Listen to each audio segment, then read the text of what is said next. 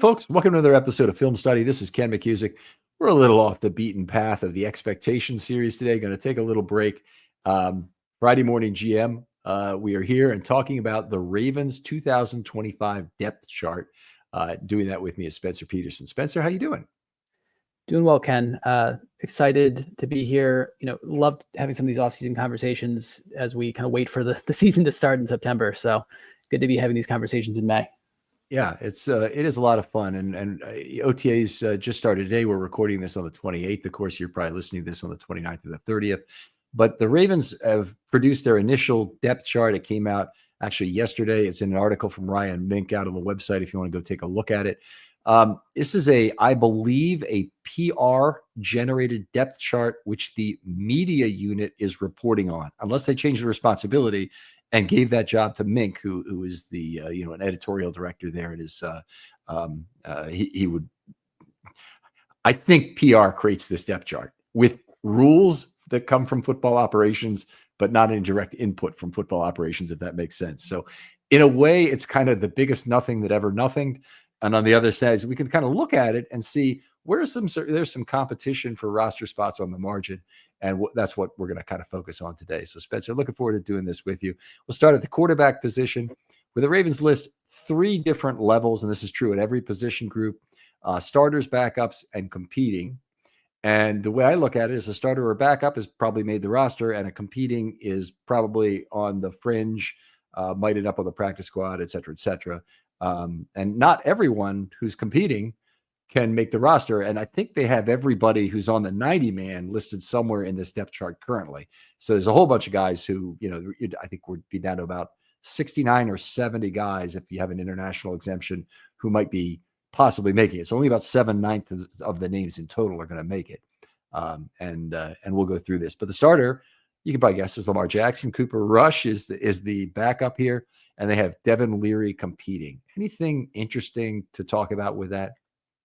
Not a lot. I mean, I think in the grand scheme of, the media team or the PR team creating the depth chart with rules, but not input from the football side of the house, this one you would never be able to tell, because this is probably the least surprising entry on the depth chart. But, Devin Leary seems like a potential fit for, the practice squad, but I don't think there's any question that, barring injury, and, knock on wood there, but Lamar Jackson will be starting week 1. Cooper Rush will be his backup.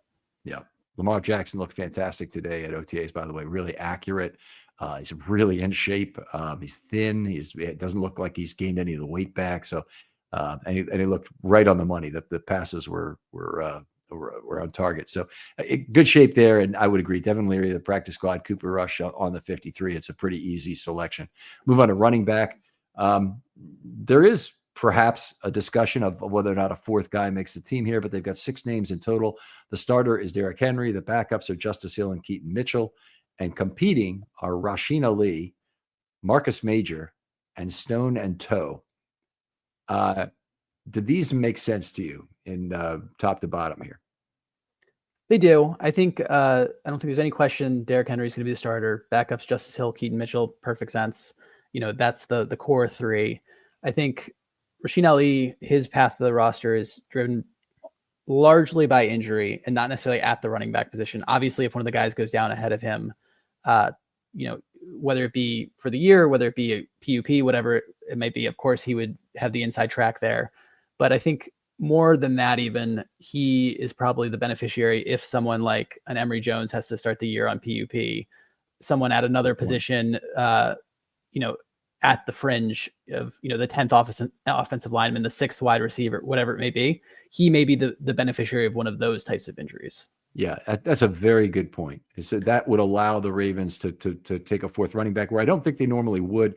And if you look back at last season, RB3 didn't get any work for the longest time. I mean, for starters, they didn't have Ali available. They didn't have Mitchell available, and they were elevating players for 3 consecutive weeks, John Kelly and then Collier, and then basically discarding them when they were through with them after the 3 elevations.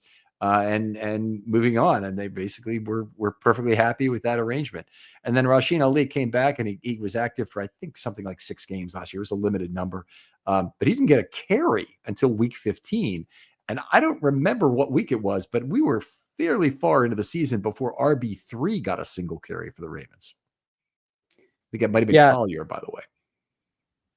Yeah, I don't think there's anything Ali has done to force his way onto the roster. Part of me says that I think he could survive to the practice squad, but you think of the Tyler Beatties of the world who get scooped up even as a 6th-round pick who hadn't shown anything. You're rolling the dice, but I don't know that you sacrifice another position roster spot to make sure you secure Rasheen Ali. Yes, well, I mean, for starters, I agree with that. That from a risk perspective, you got to let Rasheen Ali go to the practice squad. I do believe Ali is the sort of player, because he's had a trial with the Ravens and it didn't go so well, that I think he's the kind of player that other teams are probably going to pass on initially, but when their depth gets tighter as the season moves on, there's more of a risk that you lose him. It is a high attrition position where you'll have some guys lost during the season, and there's a chance that, like at cornerback and some other places, that you have a place for a player like Ali before the season's over. But I don't see him being a big risk initially to being lost. I think he accepts the practice squad assignment, and I don't think his agent would even be looking too hard around the league for another place. He'll clear waivers and he'll be able to sign with whoever's practice squad after cut down day if things go as we're discussing here. But that would just be my take on the situation. He probably stays with the Ravens. Yeah, barring, I mean, maybe the story is different at week 9, week 10, when that replacement level has lowered. But early on, it would seem that his best path to hanging on at the NFL would be staying with the Ravens to be that 4th running back on the practice squad. Yeah. All right. Well, let's move on to the tight end and fullback group. 6 names here. The starters, Mark Andrews, Isaiah Likely, and Patrick Ricard. Big surprise. The backup, Charlie Kolar, only one of those. All 4 of those guys, by the way, final year of their contract. So this depth chart will look probably a lot different in 2026. And the competing guys are Zaire Mitchell-Payton, who I believe is an international guy. He might not be the international guy this year, actually. Sam Pitts, he's a division, what we used to call Division 3. It's FCS player. And Minnesota Duluth, I believe he came from. And Lucas Scott, who's a kind of a special teams kind of linebacker. It can maybe play some edge too, but not a guy I would expect to make the roster. Yeah, sorry, these special teams fullback. He's a fullback / tight end, not a linebacker / edge. Yeah. These first couple or several position groups we started with, fairly chalky in terms of what we think for who's going to make the roster, fully aligned with what you said. The only kind of story of interest that we would have had coming into this camp would have been Ishmael. Yes. But he has since signed with the Raiders, I believe it was. Mm-hmm. And that would have been a bit of an interesting story. But, as it stands, I think the guys that have been mentioned, that's the 4. And, I will say the only thing is it makes sense that Likely and Andrews are listed as the co-starters by the PR group. It does feel like Charlie Kolar is getting a little short shrift for how active he is in the grouping, but it is what it is. Yeah, well, there you go. And I don't think there's any real question of how many roster spots the Ravens would like to use here. I think if somebody got hurt, I think they'd go out and they'd find a blocking tight end, or they'd go out and they'd find maybe a tight end who can catch the ball. I actually think if they lost one of Andrews or Likely, they've actually got some variations in how they might respond to that. They might go out and get a slot receiving type flex tight end, or they might go out and get a wide receiver and, try and go to a lot more 11 personnel if they were a tight end down. So they'd have some options in terms of how they looked at that. All right, let's move on to wide receiver. The group is, and the skill position players in general are, for my money, are the deepest the Ravens have ever had in their history. But Zay Flowers, Rashad Bateman, and DeAndre Hopkins are listed as the starters, with backups Tylan Wallace, Devontae Walker, and LaJohntay Wester. The competing players are Anthony Miller, Malik Cunningham, Keith Kirkwood, Dayton Wade, Jamal Banks, and Xavier Gilroy.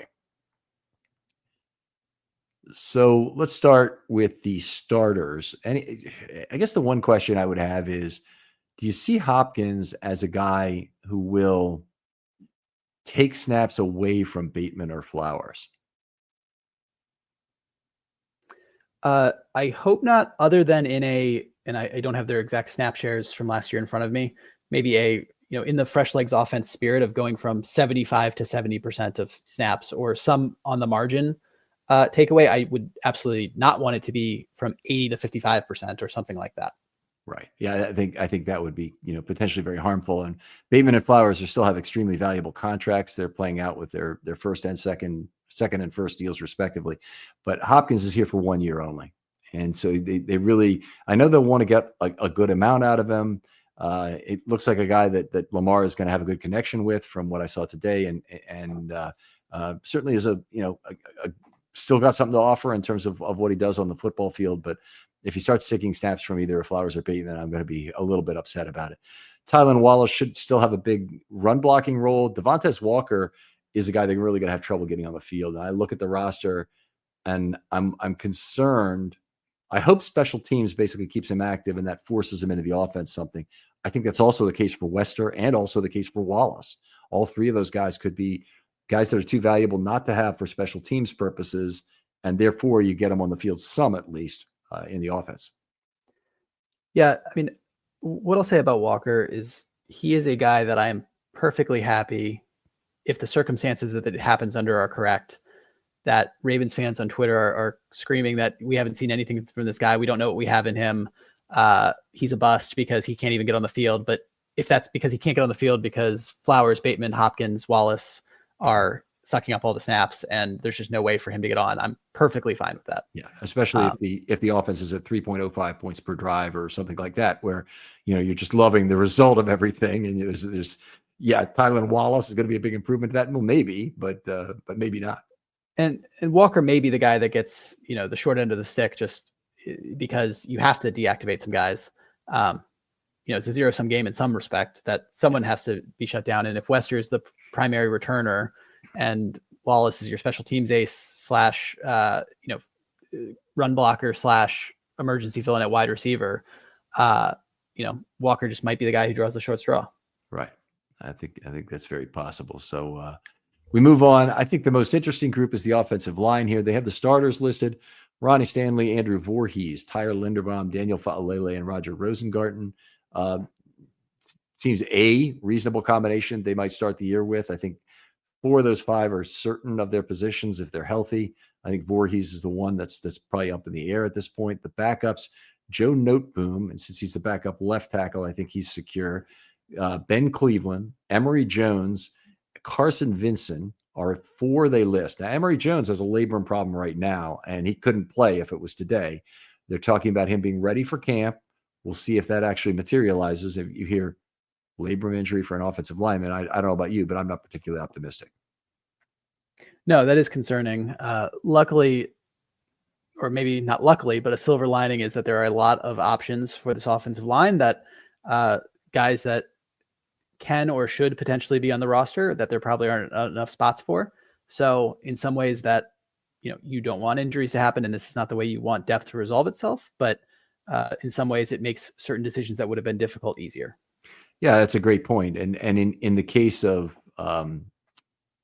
Emory Jones, he could start the year on PUP. He could start the year on one of the 2 IR spots that are potential DTRs that you now get for free. He could even get on in spot number 56 if the Ravens can figure out who their handshake guy is, which I think the closest guy they have to a handshake right now would be John Jenkins.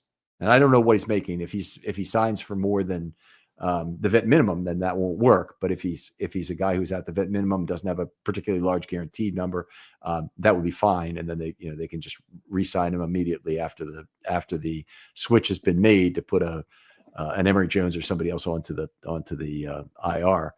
But the concern I have with the offensive line depth being cut this close is you have one guy who's a potential IR start with Emory Jones.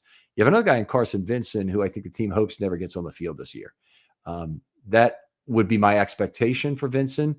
They signed Joe Noteboom. That's not a ringing endorsement of the possibility that Carson Vincent's going to be able to step in a tackle this year at some point, particularly when you drafted Emory Jones in the 3rd round. Yeah, I think Noteboom is a little bit of downside protection. Just in that he has played both tackle spots, has a pretty good amount of snaps there. I think he's even played some left guard. He hasn't done it particularly well, but I think what you're doing there is securing some, downside protection for game day, have an injury, make one switch if Stanley goes down, and then figure it out the next week.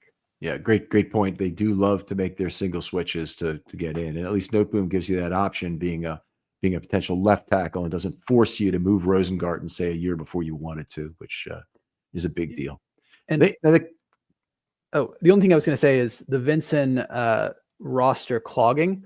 I think, although it's suboptimal, especially if you're dealing with injuries, to have a person that you cannot, or a player that you cannot play or do not want to play, I personally think it's a worthwhile gamble. Oh, yeah. On day 2 of the draft, I even name checked Carson Vincent as someone I'd like to see day 3. This is kind of, you either get these size shape guys in the first round, or you don't get them, or you get them with warts on them. And I think this is the kind of long-term investment that I've wanted the Ravens to make for a while. The last time they did something like that, I think, was Gregory Sinat, who they weren't able to hold on to. Yep. And I personally love this move, and think it's a calculated risk of, holding the roster spot. Yeah, and I for a lot of reasons, I like it, and that's exactly right. I mean, the Ravens missed out on Spencer Brown. Same kind of thing. They could have drafted him, by the way, but I think he went in the 5th round or something. It was not particularly early that he went. So the Ravens had a shot, but they passed it up. Then you don't get that many opportunities where you can know your tackle situation is supposed to be for the next 2 years, and in fact, the Ravens, in theory, know it for the next 3. So if Vincent were to come along in 27, and the Ravens were to release Ronnie before the last year of his contract, which I think would be about a $22 million savings or thereabout. Might be slightly less than that. It's 3 for 60. I think it's 2 for 44. So I think it's a $16 million savings for the last year. That would be something that could really be a way they could cash in on the Vincent selection, or even if Stanley plays it out, plays all 3 years, Vincent could still be an outstanding backup tackle after that. He could be a guy who plays in year 4, fails or succeeds, is back with the Ravens. We don't know how long he might be with the team after that, but very excited also that Warhop seems so invested in the pick, both in terms of what we saw in the video and what we've seen on the practice field as well, in terms of him really taking a lot of personal time with Vincent. Yeah, no, he's definitely invested there, and I think that's an experiment that I'm excited to see play out. One quick thing, because I was trying to remember exactly how this played out.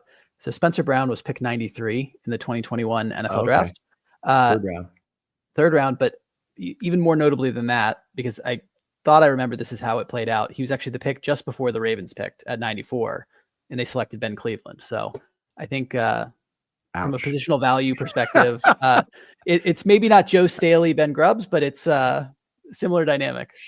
It's right there, boy. It's right there. Because Ben Grubbs wasn't a bad booby prize, second prize. He's not a booby prize. He's a second prize. You get Ben Cleveland, at least from the Ravens' perspective. I think it's pretty darn close to a zonk, and let's make a deal in terms of the level they got. All right. The interesting thing also is the competing offensive line people. They've got some players who I think have a very good chance to make the roster. And that's as it should be if Emory Jones and Carson Vincent have a tenuous slot in the 8 and 9 spots, because the 8 and 9 spots, well, your 8 spot will be active on game day. And so you want to have a player there you're ready to go with. And your 9 spot is a 9 to make 8 player. That's very important because injuries happen on the offensive line. They got Nick Samak there, who's the center, as he's listed here. He probably could play some guard as well. I think his chance to be a long-term Raven is probably reduced by the fact he didn't see a lot of action in his first year. And the other one is the interesting one, is the 7th round pick here at Dellinger, who they might be, a guy who played at LSU, looked pretty decent, frankly, in terms of what he did there.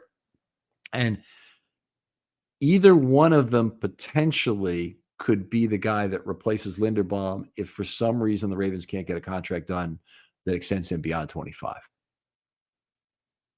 Yeah, I think one thing that's quite interesting about the way this is listed, and I think with offensive line, we've sort of hit the first really interesting group in terms of how it's presented here in the the depth chart is that Garrett Dellinger is listed as O-line and not guard.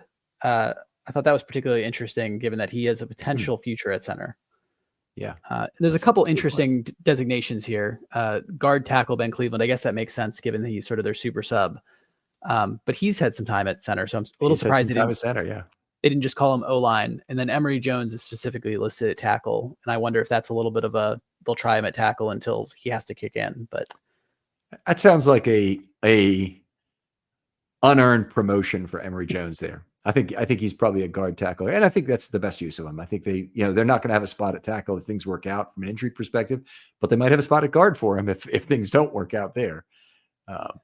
So it's Emory Jones will have more value at tackle if he can eventually play there. But that's a lot of, if that were really the way everybody was, and you have 4 guys who are basically tackles as your backup, with Ben Cleveland being a guard, that wouldn't be enough versatility on your roster if that were really true. Yeah, I think my hope for Emory Jones is, and there's some moving parts that affect this, but if Daniel Faalele is not able to be re-signed on some sort of mutually beneficial contract for next year, that Emory Jones is sort of that inside track guy to be the right guard in 2026 and beyond. Yeah, I think there's a good chance for that. Certainly has the length to play that position, play it well in terms of opening the front gate. The Ravens, place a lot of value on it, obviously, but yeah, I think that would be good. And one of the problems, I mean, I like Daniel Faalele, and I like, the trajectory he's on, how he finished the season this last year. And, the coaches seem to love him, and he was Joe D's guy. But the one thing that's a certainty about him is he really clogs up your roster because he can only play one position on the whole offensive line. If he's not a right guard, he's out of there. Now, that's okay. You can be a left tackle or nothing and get away doing that because it's a high-value position, high value as a backup. You can have 2 guys who can only play left tackle on your roster. To have a guy who can only play right guard can really limit you in terms of any kind of functional weakness that you're drafting on interior offensive line from making switches that might optimize those players. So you're limited in terms of having a Ben Cleveland, for example, on the roster and where he can play for you, because Ben Cleveland's best position is probably right guard and not left guard. So anyway, it is a drawback to having a player like Faalele there. I think the aggregate, contribution is still good, but it is a roster limiting factor. And then we got Corey Bullock, Darian Dalcourt. By the way, Darian Dalcourt has played a lot of center in last camp and this camp. Last camp, he was the second, well, particularly when Linderbaum was out, he was the second center. There might have even been times where Linderbaum and Samac were out because Linderbaum had extensive absence, and I'm thinking Samac might have had a shorter one. And they, I believe Dalcourt was the guy who jumped up to play with to get certainly second team reps, but he might have even gotten first team reps. Then they have a tackle, Gerald Lichtenhan. He's a body does not look ready to play in the NFL. He's very, very slender. Lower body. He's kind of got a soft looking upper body. He's 6'9", so he's got some good length, but not your ideal shape. And he's also left tackle or nothing. I would say he's actually been playing some right tackle, but he's left tackle or nothing in terms of his usefulness to an NFL team. Ozzie Hutchinson, who I have no notes to tell you about, and Reed Holski are also on the group. All that means is they're on the 90. They're not really. I think they would probably be practice squad hopefuls and really, really hoping hard to make the practice squad. All right, let's see. So that takes us through the offensive group. How are you doing on time here? Would it be okay to go through the defense, or do you want to save that for another day? We can keep going. Let's go. The defensive line, the starters, Nnamdi Madubuike, Travis Jones, Broderick Washington. The backups, John Jenkins and Aeneas Peebles. Those match my 5, and the typical rostering is for 5 defensive linemen. Yeah, I think aligned with that, I would say that this is one where there's clearly preference being given to a veteran. And I think we'll get into the competings in just a moment. Yeah. But John Jenkins, of all the guys we've talked to about this point, which has been the offense, and now we're in the first group of the defensive players, has probably the most tenuous hold on the spot that he's been listed in as one of the guys to make the roster. And that's not a comment on him as a player. It's more just that 5th defensive line spot could go a lot of different directions. It could be his, it could be One guy we'll talk about, I'm sure, in a second, Jason Jones, who's in the competing group. I would not be surprised if they had Brent Urban on the practice squad or on the quick phone call squad at some point early in the year. And I think we mentioned on another show. If you're looking for a better way to unwind, focus, or even get a good night's sleep, listen up. Let me tell you about Mood, the online cannabis company that's changing the game when it comes to functional gummies. They've crafted a whole line of federally legal THC blends designed to help with everything from stress to sleep to mental clarity and even some spicier needs if you're into that. Now, what makes Mood different? They go beyond just THC. They pair it with herbs and adaptogens to create targeted effects that you won't find in any other dispensary. And every gummy is made with pesticide-free, small farm American cannabis, so you're getting quality that you can trust. I've tried their sleep gummies, and let me tell you, it takes about 15 minutes, and I'm out cold, no grogginess, no weird side effects, getting some of the best sleep I've gotten in my life when I take one of these gummies. And if you need a mood boost, there are Epic Euphoria gummies, game changers. And right now, Mood is giving listeners 20% off their first order by using the promo code RAVENS at checkout. So head on over to mood.com, find the perfect gummy for whatever life throws your way, and don't forget to use the promo code RAVENS to save 20%. Defensive tackle, particularly backup nose tackle, is a spot where another team could potentially be trading from depth at the end of training camp, and we could get another body on the team here. Yeah, and they're trading for depth, and as a size and shape pool, there's plenty of those guys out there on the street still. So they went out and they got John Jenkins, and John Jenkins is actually a guy who's played his career high in snaps each of the last 2 years at ages 34 and 35, so he'll be 36 this year, I believe. So it played, I want to say, close to 600 snaps with the Raiders each of the last 2 years. So they've kind of overused him, and I think it's led to some less than stellar play the last 2 years. I do truly say less than stellar. It's probably below the league average, but I wouldn't necessarily call him exactly a replacement level player given how many snaps he's had, but he probably represents the best of the available group of the size and shape pool. I will say Jason Jones looks soft to me, a guy who's going to have to spend some time in the weight room to get ready to play nose tackle in the NFL. Basil Okoye is freaking enormous. Where's number 97? He's, for a lot of today, we thought he was actually John Jenkins because he's listed as number 67 on the roster. There was no 97. Everybody assumed, hey, well, John Jenkins is here. Well, John Jenkins wasn't allowed to be there because he hasn't been signed yet. All right. And so he can't be out there on the practice field with the Ravens. But Basil Okoye looked pretty darn good. And as far as, I wouldn't say his physique is entirely shaped either, but I do expect him to make the practice squad. I expect him to be a guy who's around for the season and is somebody that the Ravens can draw from. Interesting. I'm looking at his profile on the Ravens website, and they've got him listed at 6'6", 315, but pictures of him that popped up, he looks a little bit bigger than that. I'm just passing along what's on the Ravens website, and they also have him as college NA. So I'm wondering where he was. Yeah, I don't know the story behind that either. I want to look at that, but he may be a guy that they've developed into a player who didn't come out of the college ranks. Okay, he's an International Pathways player. Yep. So he would give you, I think he gives you a 17th practice squad slot. So there'd be no reason not to keep him for that. But maybe that Mitchell Payton also has that. And I think they got it.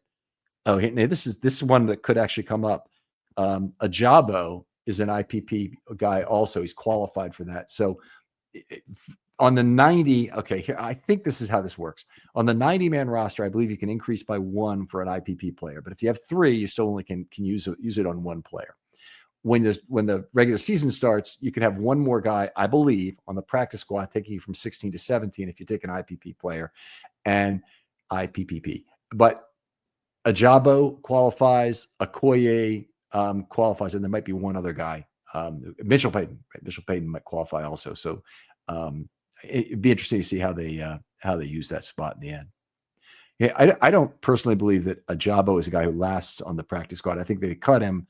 Somebody does take him. I just don't think there's going to be people banging down the Ravens' door to do that. Good point was made to me today, though, that Ajabo does not have a cheap fourth year of his deal since he was a second round pick. Originally makes something like 2.3 million or something this year. And so if he's claimed off waivers, somebody has to pay that, and they may not want to. And then as soon as that happens, then he can sign with anybody to anybody's practice squad. I don't know that he stays with the Ravens anyway. I think he might move on to what he would perceive as a smoother track to getting playing time in 24 and 25. Yeah. The only thing I would add in terms of, maybe purple color glasses or optimistic thinking is that there are enough former Ravens coaches, including Mike McDonald, who had him both with the Ravens and Michigan, that there might be someone out there who likes him or thinks they can get more out of him than has been shown to this point. You could say that about a lot of guys, but that is one potential upside for, not getting a ton back for him, but getting a player swap, getting a conditional seventh, whatever it may be. Yeah, that's a really good point. And I guess Jesse Minter with the Chargers, I don't remember if he was coaching a position group under McDonald in the year they won the national championship. But they had a Minter, I believe, was on that thing. He might have been at the NFL level, frankly, already. And Harbaugh got him back as the Michigan defensive coordinator after McDonald moved to the Ravens. And it might have been that he's never really had a job of playing for him, but he'd be another guy who would be a possibility. Oh, but Harbaugh's had him playing for him, hasn't he? So right there is a guy who might say, hey, we got to give this guy a chance. All right, let's move on. Inside linebacker, another position that the Ravens don't have the kind of competition they've had in the past. So they've got Roquan Smith and Trenton Simpson are listed as the starters. The backups, Jake Hummel and Teddy Buchanan. And when you look down at the competing, I think you're looking at some guys who really would be long shots to make it even on a special teams basis. They're probably reasonable candidates to make it to the practice squad. And that's William Kwenku, Jay Higgins, who's the Iowa linebacker, who's quite slow, but still has pretty good passing credentials, pass coverage credentials, and Chandler Martin, who might be Tennessee Chattanooga or was where he played, but kind of an interesting UDFA selection. But I think Higgins would be the guy who would be the highest probability of these three to make it. What are your thoughts on this group as it stands, and who might be at risk for the position as stated? Yeah, I think after offensive line and defensive line, this position grouping has a little bit less intrigue relatively. I think the starters pretty clear cut on Smith and Simpson, at least to start the season. Backups, Hummel and Buchanan. Buchanan's probably the backup to both the Mike and the Will spot, at least on a game day injury or in-game injury rather. Hummel's more of a special teams ace. Maybe he'll give you some additional sub-package snaps or emergency fill-in snaps. But overall, I think those are clearly the four that are making it week one. Higgins is somewhat interesting given his college accolades, production. Maybe he's a little limited athletically, I think, but what he's shown skill-wise makes you kind of hopeful that he could be a quick step in, give you some production in time of need player. So one of the more intriguing competing players, but I think this four is pretty well set for week one. Mm-hmm.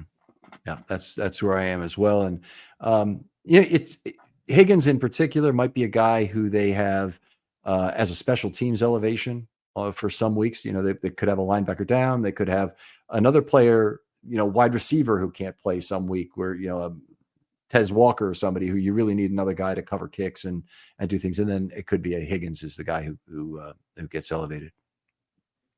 Let's move on to outside linebacker. This is one of the really interesting positions on the team because the Ravens have typically rostered 5 and they have 6 guys. They're almost prevented from doing what they've done typically, which is going out and getting a veteran pass rusher at this point because they just don't have room for them. But starters listed are Adafe Owe and Kyle Van Noy. And then the backups listed are Tavius Robinson, David Ajabo, Adisa Isaac, and Mike Green. What are your thoughts? Yeah, so this is an interesting one how, and again, this is probably driven by the PR team. You've seen a little bit more liberal listing of starters in some other situations. And, Tavius Robinson doesn't play the majority of snaps, but he is actually out there on first down for a lot of games to start the season. So a little surprising that they didn't kind of liberally move him up there. And you have this kind of thick backup group, including guys like Adisa Isaac and Ajabo, who have, questions respectively about how they're going to get on the field. And then Mike Green, who obviously everyone's really excited about seeing there. I wonder if a little bit of that is a balancing act on the PR team's part to have Mike Green down as a rookie who was not a first rounder in the backup grouping of, hey, we'll just have two guys up there, balancing egos and whatever rules are put upon them by the front office and football coaching side of the house. Yeah, I do think there's some of that going on. It's too bad they couldn't give an additional starter role to Tavius Robinson, given what the situation is. He certainly has a huge rotational role for this team. Mike Green, interestingly enough, and I think I've heard this said by you before, impacts a lot of the other outside linebackers, pretty much all of them except for Robinson. Yeah, Robinson's a guy whose spot I thought it was interesting. I heard someone, I don't know if it was your show or someone else, was kind of ticking through what this means for the outside linebacker group, and they just completely skipped over Tavius Robinson. And I think that's, not a slight against Tavius Robinson. It's more just the role he plays is not particularly impacted by what Mike Green will probably be his first season. Kind of being that designated first and second down, run down and distance player. Mike Green, at least his first season, unless he comes in and completely, blows everyone away beyond their expectations of what he can be, is likely going to be, very much in the Terrell Suggs as a rookie role of pin your ears back on third down, just do that trick really, really, really well. And that's what we want out of your rookie season. So Tavius Robinson is probably the one guy who's least impacted. Owe Van Noy will probably have some marginal snaps taken, keep them fresher. And then Ajabo and Isaac, assuming they both make the team, have a even harder path or stairway to climb to get snaps. Yeah. So Isaac at least has the special teams component to his game. I think that will protect him. Ajabo's in a lot of trouble right now. And it's a matter of tenure in part because he's a fourth-year player relative to being a second-year player for Isaac. But also Ajabo doesn't have a big special teams role. So it's easier to shut him down. And the guy who Ravens fans will remember, because it's not that long ago, is Paul Kruger. Had a very hard time getting on the field initially because he didn't play special teams. And as just a situational pass rusher, just wasn't a big enough role. And then he became a good situational pass rusher, and he became a very fine situational pass rusher in his fourth year as with the Ravens. But it was something that he had a hard time making it to the field. If David Ajabo or Adisa Isaac want to secure a spot, either one of them can do themselves a huge favor by really learning to and effectively playing the run, demonstrate that they can effectively play the run. Because right now, that Harrison role opposite Robinson on first down is wide open. And if one of those two could take it, they'd have a big leg up, I think, in terms of playing time and game day activations, whether it's 5 or 6 that they keep. Yeah, just as an aside, if Ajabo has Paul Kruger career arc, I think that's my 97.5th percentile expectation for his year. So that I would not hate that, but no, I'm with you on that one. Yeah, he certainly didn't have Kruger's third year, so he can't be expected to have Kruger's fourth year. Is the unfortunate circumstance there. The 3 players competing, and this is Malik Ham is a very unfortunate kind of a story, but Malik Ham, I think he's actually in his 3rd season right now. Yeah, he's in year 3 because he's been IR'd his first 2 years. So he's lost the tenure battle in a little way, but he really looked like a guy who could play the Sam linebacker spot. And he'd really have a role to play here in Baltimore. Now he's 7th on the depth chart. The best he's going to do is the practice squad this year. It might be a case where somebody else decides they want to pick him up even because he was an undrafted player. He doesn't have a big contract. He's the Ravens are holding him under. But it's a very unfortunate circumstance. The Baltimore kid also really would have loved for him to play for the Ravens. It just so far hasn't worked out. And it looks like there are major obstacles this year again as well. And then Daiwan Black and Kamen Rucker are camp guys. Kamen Rucker in particular, latest signee from out of the University of North Carolina, but a guy I looked at a little bit when I was looking at tackles. And there was some tackle I was looking at. I'm trying to remember who it was who had blocked effectively versus Kamen Rucker. And I said, Rucker is probably going to get drafted next year. And so this was obviously a year ago. And it seemed like a reasonable thing. So maybe Kamen Rucker is a guy who's on the practice squad and could even see time as a situational pass rusher at some time during the year. Yeah, unfortunately, right. I think that top part of the roster is a little too thick for or too full for one of these fringe guys who are competing to break in. Yeah. Yeah. So far on the defensive line, by the way, in the offense, they only listed 24 guys who were starters or backups, and everybody else was competing, which means that 25th spot is kind of wide open. On the defense, you'll see pretty quickly that they've used up most of the spots they've had. 5 went to the defensive line. That's exactly as expected. 4 to inside linebacker, exactly as expected. That gives them 9. Outside linebacker has 6 more, though, and they're at 15. And that gives them only 10 defensive backs. And you look at who they already have, and you're going to say they need to get a safety still, and it's going to be kind of tight on the bottom end of the roster. But let's talk about that next. At cornerback, they have the starters listed as Marlon Humphrey, Nate Wiggins, and Chidobe Awuzie. And the backups are J.A.D., T.J. Tampa, Bilal Kone, and Robert Longerbeam. So they are 4 deep on backup corners. I don't think all those guys are making the team. How do you fall out on that? Yeah, I think some of these guys are actually competing, but there's sort of a hybrid definition of competing in backup versus the way it's been used the rest of the list, where most of the guys competing are, fringe / practice squad. In this case, what I would call competing here within this backup group, there's an active competition for who will be the backup. So I think starters, there's nothing overly interesting to talk about there for the purposes of the show. I think Humphrey, Wiggins, Awuzie, those are the guys. If I'm looking at that backup group, who is competing, I think Tampa is relatively safe. He is competing for his future. He is competing for where he is on the depth chart this year. But I would be skeptical if someone said he's, kind of up or out or on the roster or out this year. But Armour Davis, Kone, Longerbeam, those are the guys who are definitely competing. So I go back to Tampa for 1 second, because I think having him as a backup at cornerback is probably correct, and it's probably where he ends up. But there's even a slight chance, because the Ravens' need is at safety. There's not one of these other players who would naturally fit at safety, unless you're going to make a titanic move and move from Marlon Humphrey, which I think would be unwise given the kind of the thin depth at the top of the cornerback roster. I think it's possible TJ Tampa could get moved to safety. He's got more of the build for it. Probably more, certainly had some press ability, but could be a cover 3 corner as well. A guy who wants to read the quarterback, make a play on the football. That works pretty well as safety. Any speed concerns you have are minimized, in a 4.59 40, but they're minimized by the fact that it's more of an instincts position than it is a speed position. Yeah, he's a guy who could make a move, kind of a dark horse guy who could make a move, I think, or should be contemplating it, would be Armour Davis. I know he came up, he's, a man corner pedigree, but one of the knocks on him is, trouble getting his head around.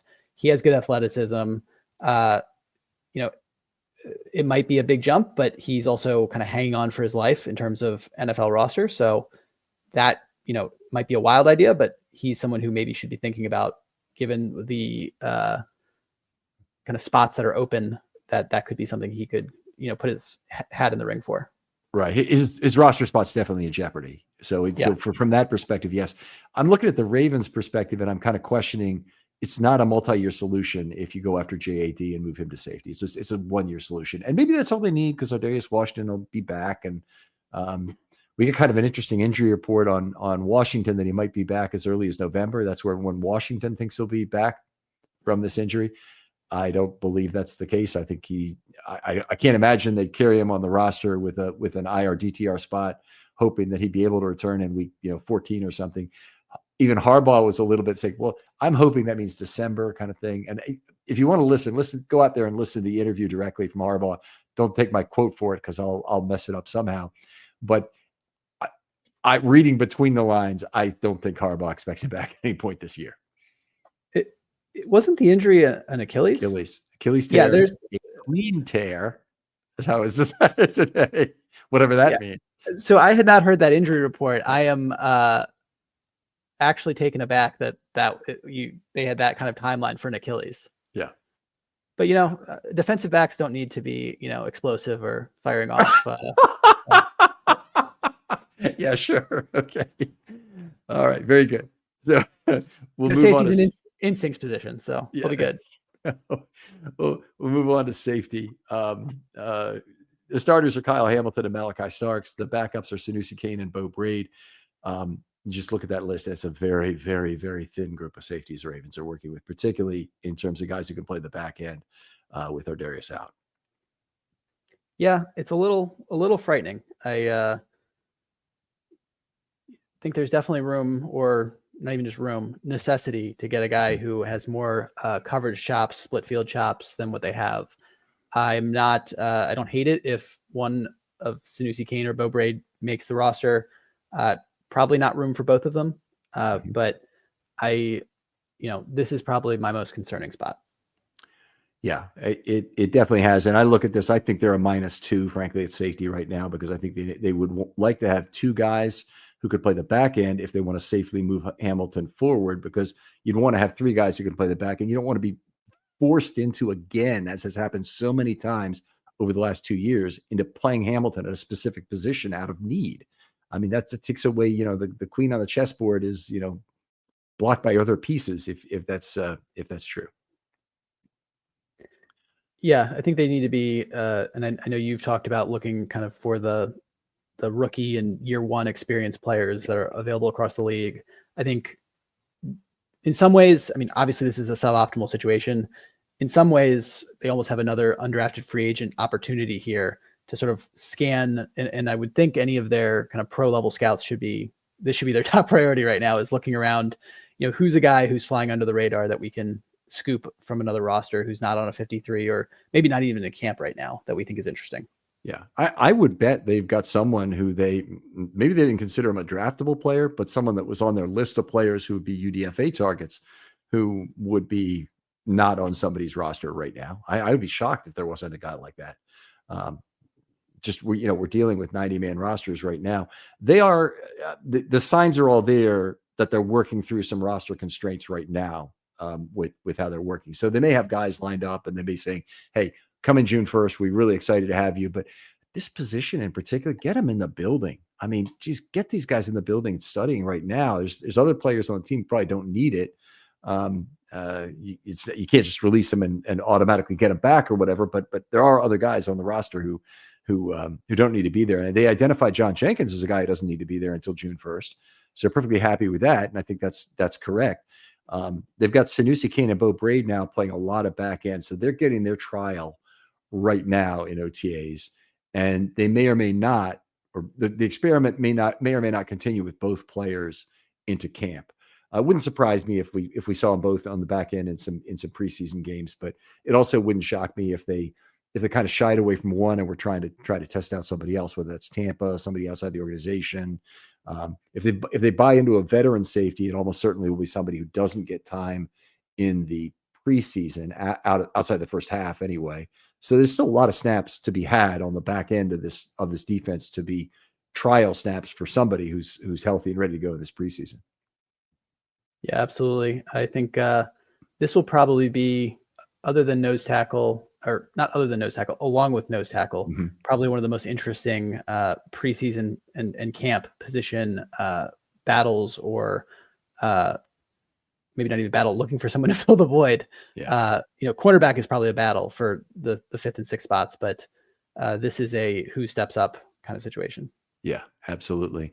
Today they had Igbenogson and Keandre Jackson were both on the back end too. And they're just not guys who would typically get a chance at an NFL roster. So it's unexpected to see them both out there. Anyway, certainly hope the Ravens address that, and very happy with the roster overall in terms of the quality of it. But they are, as this depth chart is set, the Ravens have, I believe, 27 guys. They have 4, 7, 11. Let's see, 17, 21. They have 26 guys on defense and 24 guys on offense. So I guess they maybe found a roster that they could do. Now, the Ravens never do anything but 25 and 25, by the way. They don't play the 26-24 game. And if they did, it would only be to slip guys onto the IR slots that used to occur more commonly with the handshake deals. as opposed to losing somebody to a season-ending designation right away. It's not something they do. It'll always be 25, 25, and 3. The way they develop the roster, everybody talks about maybe this is the year they go 26, 24. They just never do it.